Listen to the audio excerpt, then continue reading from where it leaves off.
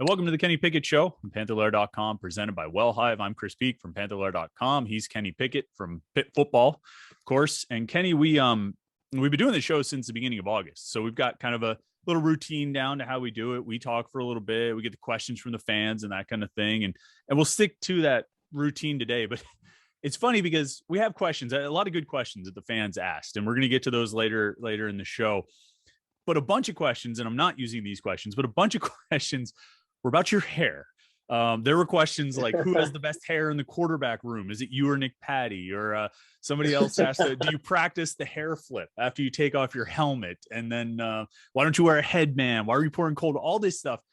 And I mean, they're silly questions, but the reason they're asking is because the announcers on the game on Saturday, the Duke game, I think it was Wes Durham and Roddy Jones, they kept talking about it. They talked about your hair a number of times. And it got me to thinking, well, I'm not going to ask you the questions about the hair, but it made me kind of think. It's a question I've wondered from time to time. I mean, you're the quarterback. You know, when you go over to the sideline, particularly after like a touchdown drive or you throw a touchdown pass, there's going to be cameras on you, right? I mean, they're going to be, it's what happens. Is that something that's on your radar that you're cognizant of? Are you thinking to yourself like, all right, don't pick your nose or something because you're probably going to be on TV? I mean, is that ever something that's really kind of on your mind at all? To be honest, no, I never think of like the TV cameras. I know we have our own like video crew. And they're always, I mean, I'm so used to seeing it. It's like, they're like a fly on the wall now. It's just, you know, they're always around. But no, I really don't think about that. Yeah, no, I heard that the announcers were nonstop with it. That's funny. And once they get on something, they roll with it. Yeah. Well, I mean, and then they had like, you know, you were sitting next to Nick Patty on the bench and his hair is kind of long too. So, I mean, you know, I think they couldn't help themselves. So, all right, I will ask you the one question that people ask, who's got the best hair in the quarterback room? I mean, you know, I'm going to take that. I'll take that honor. I think Patty's second. Man, him and Davis are kind of close. And then the rest of the guys have shorter hair. So yeah, they all keep it tight. I mean, yeah, look, we have to tackle the big football questions here on this show. You know what I mean? We have to be very serious here and only talk about the important stuff. Yeah, exactly. Yeah. All right. Well, actually, we will talk a little football. Obviously, you guys beat Duke 54-29 down there. Slow start, but ended up putting it away, you know, pretty comfortably. 25-point win. I think one thing that stood out to me in that game, and it's sort of over the last few games, is red zone. And I think you've probably talked about this. I'm sure you guys have.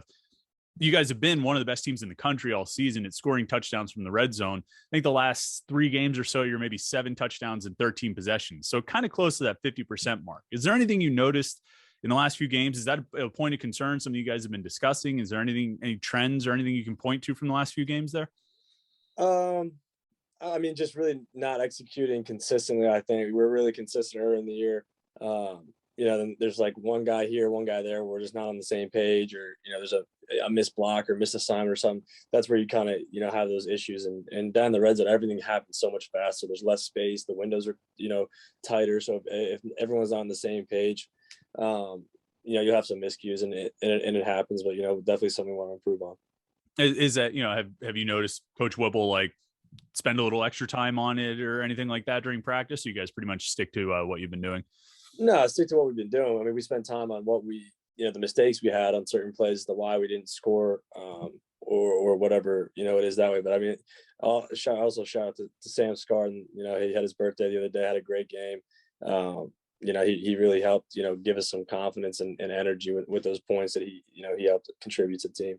Yeah, I don't know if you saw the ACC said that Duke's kick returner was the ACC specialist of the week. I mean, he only scored 6 points. Sam had like 18, right? I mean, I know. Yeah, they robbed him. They robbed Sam. You finally got a quarterback of the week honor. I mean, you know, does EJ Borghetti call you and say, "Hey, Kenny, this is up," or do you just see it on social media? What happens in those situations? No, EJ's great with just giving a quick heads up text like, "Congrats, you know, you have this honor," or whatever it may be. He's always on top of it. Do you pay much attention to that on the weeks when you don't win? You're like, I threw for 500 yards and I don't get the honor or anything like that? No. I mean, I always see how the ACC games went and see what happened, just to keep checking up on, you know, around the conference on what everybody's doing. But no, it's not too much of a big deal.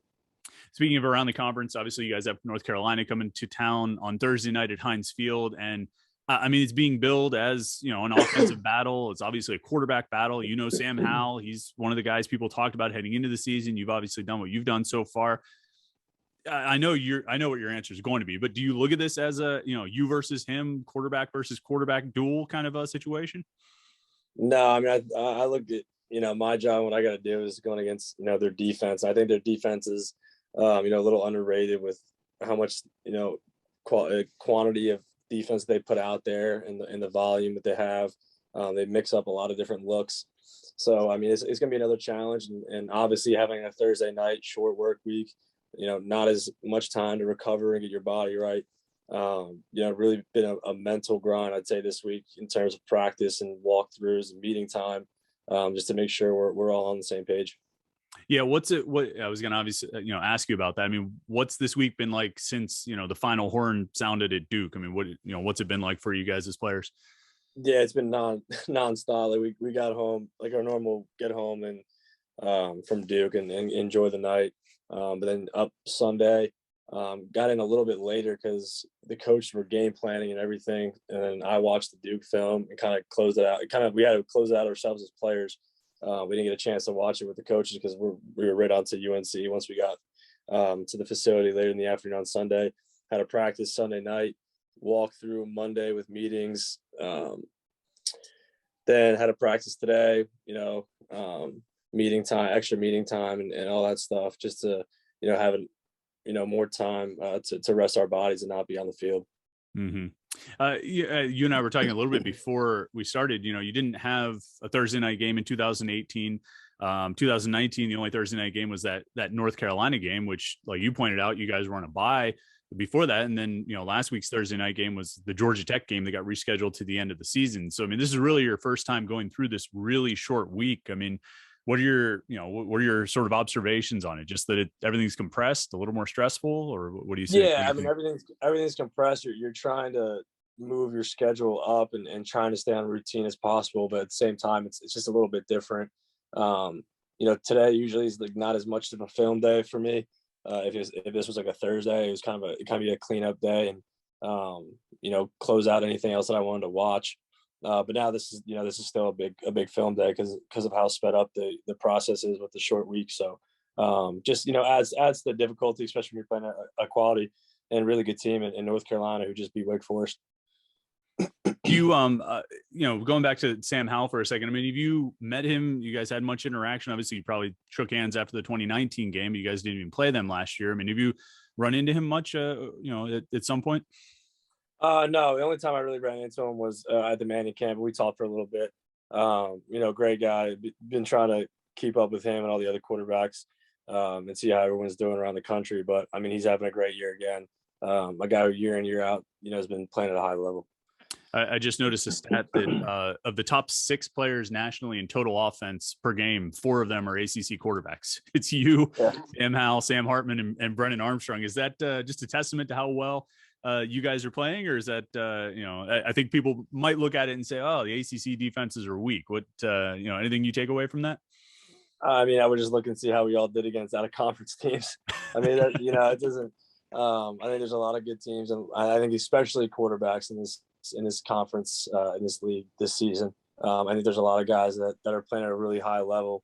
And I think we're kind of separated ourselves from the rest of the country in terms of, quarterbacks in conference. All right. Well, and also Howell and Hartman can count their stats from last week, since that Carolina Wake Forest game doesn't count as a conference game. So, exactly. to your non-conference point, I think Hartman had like 389 and Howell had 216 and ran for 100. So yeah, those stats add up. But all right, let's jump into the questions from the fans. These are always fun. I think there's some good ones this week. And I like this one right off the bat from Cairo 23. He says, what position would you want to play if not quarterback? We talked about if you played other sports, but what if you were not a quarterback? He predicts outside linebacker. Is that how you see yourself? I'm thinking maybe that, or maybe a safety or something. Yeah, I'd say that sounds about right. I think I could, I would drop some weight to play safety. And I'd probably be a little bit faster. So I'd say safety. Oh, okay. With like boundary safety, or are you more a Paris Ford or a DeMar Hamlin? You playing boundary or field? That field safety is a brutal position in our defense. So I'll take boundary every time. That's, I mean, like, is that arguably maybe like, I mean, obviously quarterback is pretty high up there, but as far as, Pitt Panthers football with Pat Narduzzi, is that maybe one of the toughest positions that anybody has to play on the team? Yeah, I mean, you just don't have any help. You're 10 yards. If it's our base look, I mean, you don't have much help. You're 10 yards back, and the receiver's got a two-way go. You go inside, outside. It's just like you got to be a special player, athlete. Safety. You got to have quick hips and a lot of things that I don't think I'd have. So I definitely take the boundary. Stay in the box, make a lot of tackles against the Yeah, run. yeah, exactly. Yeah, nice. All right. Whirly Bird Option says, is there anyone on the team, or more specifically in the receiving group, that you feel is underrated and kind of wish you could throw the ball to more, but there just aren't enough plays? I mean, for everybody to get as many as maybe you think they deserve. So the question is, who's underrated in the receiver room? Yeah, who like probably deserves to get more passes, but just there's only so many to go around. That's a good question. I mean, I think Jalen Barden, I think Melquise Stovall, Shockey had a great week last week. Yeah, I mean, the list goes. I think Jaden Bradley's going to continue to get better. He's a young guy, true freshman that's playing, and he's going to be a big time player here soon. So I think there's a lot of guys that are really, really good, and they're, just kind of we're finding our way with the offense, and like you said, I mean, we got Jordan, Tayseer, Jared Wayne, Lucas. I mean, it's a long list of guys, and there's one ball, so try to spread it around as much as we can. But it's nice knowing when I go out there, I have options, everywhere I look, and there's not one guy that I wouldn't, feel confident throwing the ball to. You mentioned Jaden Bradley. He had a really nice catch and nice run after the catch, and obviously ended up fumbling at the end of that. You say anything to him after that, like, hey, you can go down sooner or anything? I mean, it was a pretty impressive play. It just didn't end very well. Yeah, I mean, he's a competitor, so he's fighting for every yard, and that's probably the thing I love most about him is how hard he plays and how bad he wants to win. It's something that I can relate to, and something that I can see as soon as he steps on the field that he has the confidence he's going to go get it. So. But it's just he's a young guy. It's a learning experience, right? Like it's not high school. Like these guys they're pursuit drills. They practice them, and those guys are coming after you if you're making moves. Just know that they're on their way. So it's all about learning, and I think it was a great learning experience for him, and I think he'll just get better from it. All right. Greg Pitt asks, how do you or all quarterbacks maybe take care of your arms? I know we talked in the past about building velocity, but, is it kind of like what you see with baseball pitchers, wearing ice on your arm or keeping it warm? What's your routine before and after practices and games to kind of for arm protection and rehab and maintenance? Yeah. I mean, I think some people just think like throw ice on it and then you're good to go. I mean, I think there's a lot more that goes into it. A lot of band work, cuff work that coach Stack does, and we have a whole our lift as quarterbacks is completely different than the rest of the team. We have like our whole warm up routine.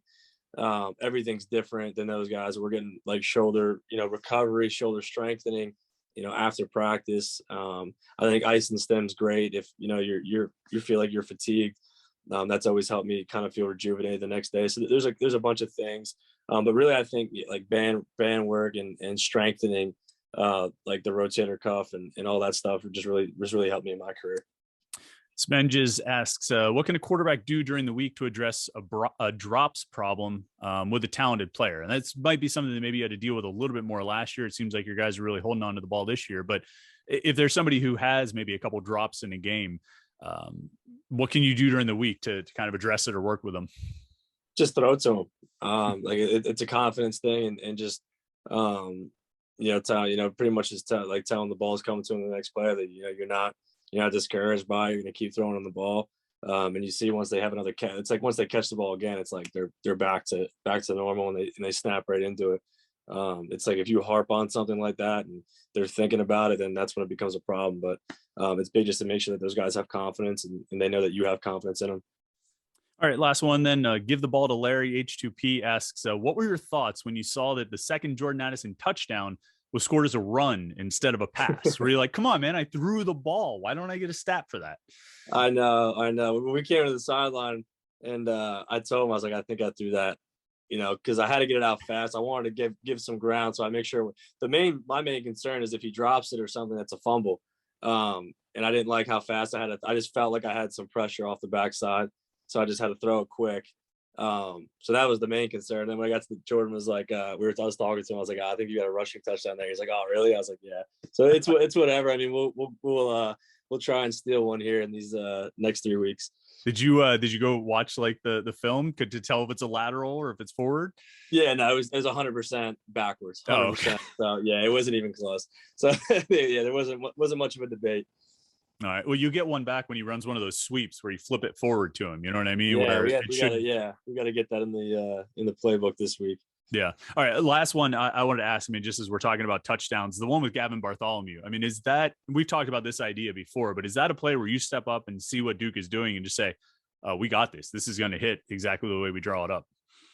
Yeah. Well, I mean, it was a perfect call by Coach Webb. If you see, they brought pressure off the right side.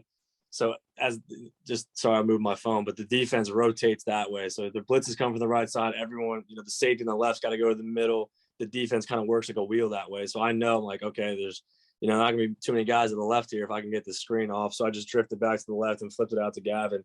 And he's such a, talented player, especially as a freshman. I think he's the unsung hero of this team with all the things that he does on offense, special teams, in the pass game, the run game. The kid does it all, and he's a true freshman. So, he had a heck of a game. He's continued to improve. He's got a really, really bright future. So I'm excited to see how his career pans out in these next couple of years. All right, Kenny. Well, thanks so much for your time, man. I appreciate it. I know it's a busy week, but I'm glad we could still fit it in. Good luck on Thursday night, and we'll talk to you again next week. Awesome, Chris. Thanks.